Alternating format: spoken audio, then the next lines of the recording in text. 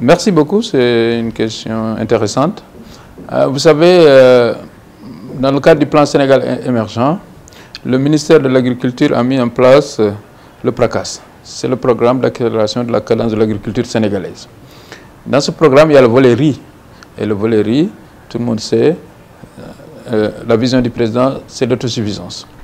On l'avait en tout cas programmé pour 2017, mais pour X raisons, on a fait d'énormes progrès sans atteindre le but final. On espère le faire dans les 2 ans. Dans le cadre de ce programme, il est dit que l'irrigué doit contribuer pour 60%. Quand on dit irrigué, on pense principalement à la vallée du fleuve Sénégal. Et le pluvial pour 40%. La SODAGRI a un rôle, c'est de piloter justement tout ce qui est riziculture pluviale dans ces zones d'intervention, qui s'étendent de la région de Tamba jusqu'à la région de Ziguinchor. Donc, voilà un peu, en résumé, ce qu'on attend de la SODAGRI. Faire en sorte que ces zones puissent contribuer à hauteur de 40% du programme national d'autosuffisance en riz. Effectivement, qui dit agriculture dit d'abord des semences de qualité et en quantité, du matériel agricole, d'autres intrants comme l'engrais, etc. La SODAGRI, depuis qu'elle a étendu sa zone d'intervention, effectivement se focalise sur ces 2 aspects, l'aspect semences et le conseil agricole. Avec le PNAR, en collaboration avec le programme national d'autosuffisance en riz, nous gérons et distribuons des semences dans notre zone d'intervention. L'année dernière, on a dû en distribuer à peu près 4000. Et cette année, on compte distribuer 6000 tonnes. Au jour d'aujourd'hui, on en a distribué plus de 3000 tonnes déjà. C'est pour cela d'ailleurs que la SODAGRI a recruté, au début du mois de juin, 60 relais locaux qui sont identifiés soit comme des producteurs ou des leaders dans leur zone pour pouvoir sécuriser ces semences, ce qui fait aussi de l'emploi au niveau local.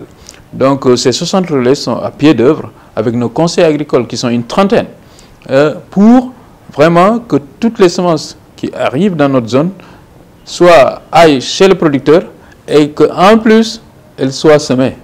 Parce que mettre en place des semences c'est une chose, les donner aux producteurs c'est une deuxième chose, mais surtout qu'elles soient semées, ça c'est encore plus important. Donc la SODAGRI d'ailleurs, on a vu que statistiquement 95% des semences qui passent par la SODAGRI sont semées.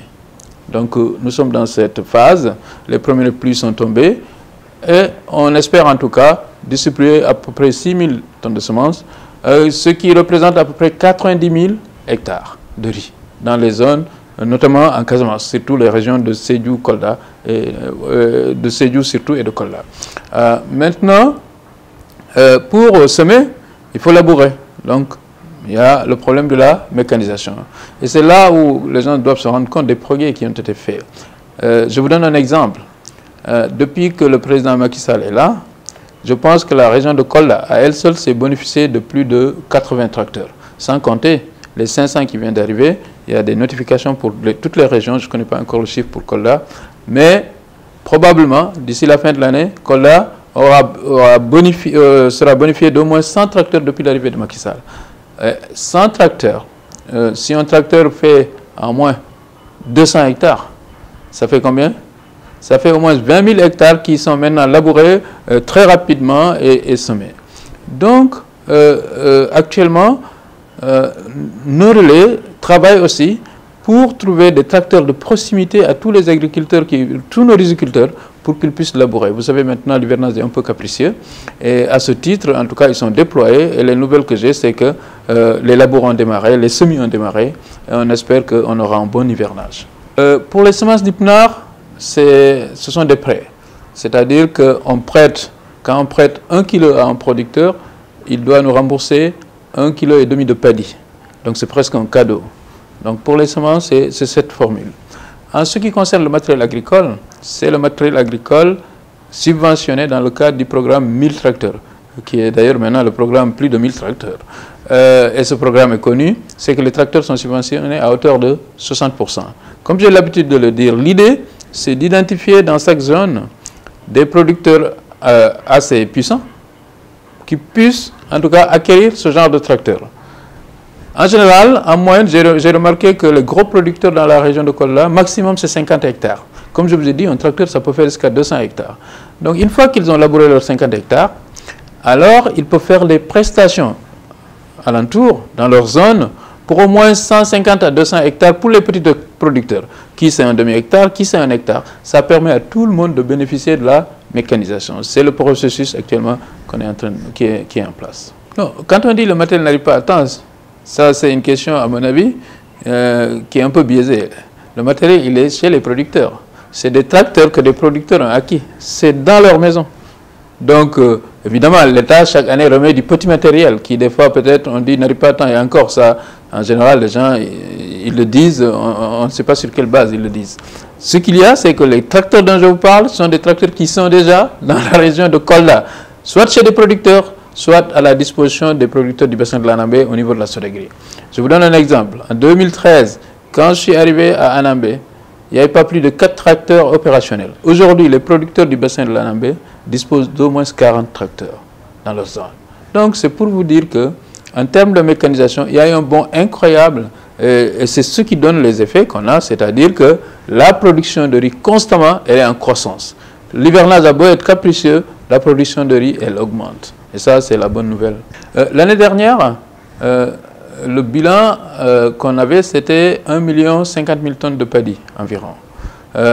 Cette année, nous pensons que au moins, il faudra aller vers les 1 600 000 tonnes qui étaient attendues en 2017. Donc, en tout cas, il faudra une production supérieure à 1 million de tonnes. Ce qu'on avait l'année dernière, les 1 million de tonnes doivent être dépassés. Et en principe, on devrait aller vers les 1 600 à 1 500 000 tonnes. Oui, beaucoup de politiques ont été mises en œuvre. Mais vous savez, la Casamance, naturellement, nous consommons notre riz. Donc le problème de la consommation du riz en Casamance, du riz que nous produisons, ne se pose pas. Donc c'est des petits producteurs en général qui produisent d'abord pour leur consommation locale. Maintenant, le défi en Casamance, c'est de dire aux gens, produire pour manger c'est bien, mais si on peut en plus faire de l'argent, c'est pas plus mal. C'est de leur permettre d'avoir de la surproduction, d'installer des rizeries modernes qui leur permettent, en plus d'avoir l'autosuffisance pour eux, c'est le fameux slogan Ziguinchor Nouri Ziguinchor, Kolda Nouri Kolda, mais il faut qu'ils contribuent à la sécurisation de l'alimentation de nos villes. C'est ça l'objectif. Donc nous, à notre niveau, on n'a pas vraiment de problème de consommer local. Oui, je pense que c'est de l'agitation politique. Vous savez, tout le monde est d'accord que la loi sur le parrainage, c'est une excellente loi pour la démocratie. La caution citoyenne est nécessaire. On ne peut pas se permettre d'avoir des élections qui donnent l'impression qu'on est dans une foire. Avoir 50 bulletins pour une présidentielle, ça n'a pas de sens. Je pense que l'opposition s'agite, mais entre-temps, ils disent aussi que chacun dit qu'il est en train de chercher 1 million de parrains. Donc je pense que c'est un double discours. Et la vérité, c'est que la loi sur le parrainage, elle est là, elle est votée, elle est bien pour la démocratie. On va s'en rendre compte dès cette élection. On va avoir une élection claire, facile à en tout cas maîtriser, facile à organiser, avec des résultats qui peuvent être en tout cas déclarés le plus rapidement possible, parce que beaucoup de gens qui s'agitent, effectivement, ils n'auront pas les parrainages. Et quand on ne peut pas avoir ne serait-ce que 1% de l'électorat, je pense qu'on n'est pas digne d'aller dans une élection présidentielle. Donc mon point de vue, c'est que l'opposition, elle s'agite pour s'agiter, mais elle est en train déjà de chercher ses parrains. J'espère qu'ils l'auront pour que l'élection soit en tout cas la meilleure possible. Mais nous, au niveau de l'alliance de la coalition Benno Bokk Yakaar, nous n'avons pas de doute que nous aurons les parrains, et je pense que nous aurons même beaucoup plus de parrains que ce qui est demandé. En quoi faisant? Ce n'est pas possible. On peut filtrer personne. Je veux dire, les parrainages et le vote, c'est différent. Quelqu'un peut vous parrainer au mois d'août et ne pas voter pour vous au mois de février. Il n'y a rien qui lie le parrainage et le vote. Donc, le parrainage, c'est convaincre quelqu'un que vous avez un programme et que vous êtes digne d'aller à l'élection présidentielle. Ça n'a rien avec le vote. Donc, en aucune façon, le parrainage peut aboutir à troubler l'élection présidentielle. Il y a une seule chose qui est importante pour eux, c'est qu'ils aient les 65 000. Ça, je reconnais que pour eux, pour beaucoup d'entre eux, c'est difficile. rejeter, je ne sais pas. C'est-à-dire que au Sénégal, c'est un pays, je veux dire, de loi, de justice, c'est la République. Il y a des critères pour chaque citoyen pour accéder à certaines choses. Avoir une carte d'identité, un passeport, je ne sais pas quoi, pouvoir voter. Moi, je ne sais pas quels sont les arguments, en tout cas. Je n'ai pas regardé sur le fond, mais je considère que si Karim Wade avait, en tout cas, respecté tout ce qu'il faut pour avoir une carte d'électeur, il l'aurait eu. S'il ne l'a pas eu, c'est que forcément, il y a un problème. L'Alliance pour la République à Kolda, qui est le fer de lance de la coalition Benno Bokk Yakaar, se porte à merveille à Kolda. Nous avons gagné les législatives largement dans le département. Et tout indique, en tout cas, nous sommes dans une dynamique où on monte en puissance. Je ne vois rien, en tout cas, qui viendra perturber cette dynamique. Là, on va vers une élection présidentielle qui est plus favorable à une unité d'action de tous les leaders. Je pense que si on a ça à Kolda, on pourrait faire un score mémorable. Donc je pense que tout va bien pour nous.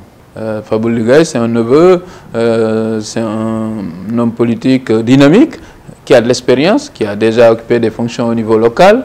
C'est moi qui l'ai remplacé. Il est membre du conseil départemental et il y joue un rôle que je trouve assez positif. C'est un plus. Et moi, je ne refuse aucun plus. Ce que je refuse, c'est le moins, mais le plus, je le prends. Donc Fabou Ligay, forcément, il va nous renforcer, notamment dans la commune. Et je pense que j'attends avec impatience qu'il annonce officiellement qu'il est à l'Alliance pour la République. Moi, je ne remets en cause rien du tout. Je pense que je n'ai pas entendu quelqu'un remettre en cause, en tout cas personnellement. Mais je ne remettrai pas en cause. Moi, tous les gens, je dis et je répète, tous les gens qui croient au plan Sénégal émergent doivent rejoindre le camp présidentiel. Moi, je préfère même les gens qui rejoignent directement la paire que ceux qui font des mouvements de soutien. Hein. Donc, à la limite, venir aujourd'hui, qu'il y ait des leaders au niveau de mon département, de ma région, qui disent, voilà, on vient à la paire, je trouve que c'est une excellente nouvelle. Je n'ai aucun problème avec ça, ça ne me fait pas de l'ombre, ça ne me fait aucun problème. Donc, je lance un appel à tous les fils de Kolda pour venir rejoindre le camp présidentiel en vue de donner à Macky Sall une victoire sans précédent dans notre région. Oui, bon, c'est toujours dommage qu'au sein du même parti que les gens se chamaillent. Mais d'un autre côté, moi, j'ai aucune influence sur ces personnes-là. Ce sont de grands responsables. Ils se sont chamaillés. J'espère qu'ils vont se réconcilier. Je n'ai pas d'autres commentaires à faire par rapport à ça. À propos de l'université. Donc, vous savez, l'université a connu quelques troubles. Il faut vraiment saluer les efforts du gouvernement et la vision du président de la République. Parce qu'il a consenti beaucoup d'efforts pour l'université sénégalaise et il est temps qu'on voit l'impact de ces efforts-là. Et pour cela, il faut qu'il y ait un climat apaisé dans nos universités. J'espère vraiment que les incidents liés au paiement des bourses sont derrière nous, ce qui permettra, grâce à toutes les mesures que le président a prises, sur le plan social, en ce qui concerne les étudiants, sur le plan salarial, en ce qui concerne les professeurs d'université, des projets, disons des mesures qui touchent même notre retraite. Je pense que tout ça, c'est à saluer et qu'on souhaite qu'à partir de maintenant, les incidents qui soient liés aux bourses soient terminés et que l'université sénégalaise soit aussi dans l'émergence. Donc, voilà. Oui, on peut dire que c'est un peu mitigé, mais de façon générale, je considère notre participation à Russie 2018 comme très positive. Et je félicite les Lions et le coach Aliou Cissé pour ce résultat-là. Évidemment, tout le monde pense qu'on avait la qualité pour aller plus loin. Je le pense aussi, mais le sport est fait ainsi. Hein. Moi, ce que je remarque, c'est que pour une fois, en tout cas, pas pour une fois, parce qu'on a été une fois à quart de finale de la Coupe du Monde de football, mais en tout cas, l'équipe du Sénégal, elle a montré un visage d'une équipe organisée, d'une équipe combative, d'une équipe avec une bonne maîtrise tactique. Aucune des équipes qu'on a rencontrées ne nous a dominés. Nous avons presque dominé toutes les équipes que nous avons rencontrées et ce n'étaient pas de petites équipes. Et donc, je pense que ça, c'est de bon augure pour l'avenir du football sénégalais.